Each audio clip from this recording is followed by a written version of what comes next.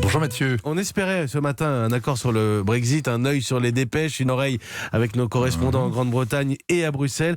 Pour l'instant, toujours rien. Alors rappelez-vous, le divorce devait avoir lieu le 29 mars et les naïfs précisaient à 23h GMT, dernier carat.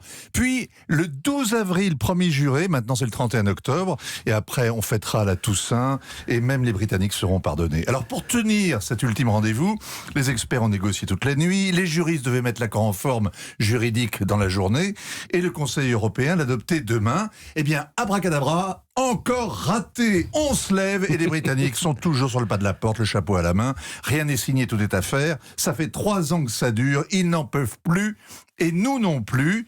Mais il n'y a pas de divorce heureux, sauf à la télé. Oui, mais il reste encore 15 jours, Vincent. Et c'est à l'arraché, dans le dernier quart d'heure de la dernière heure du dernier jour, que chacun se résignera au compromis nécessaire. C'est ainsi que fonctionne l'union, et c'est pour ça que Boris Johnson a juré qu'il préférait crever dans un fossé plutôt que de réclamer un nouveau sursis.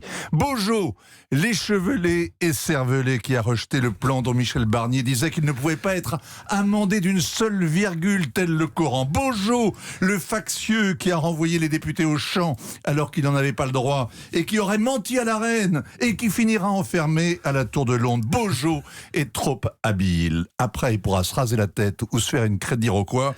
Il va entrer dans l'histoire, tête haute. Bon, 15 jours. Il nous Tête reste 15 d'Iroquois, jours. Bojo, Notre comme dit. diplomate, Vincent Hervouet.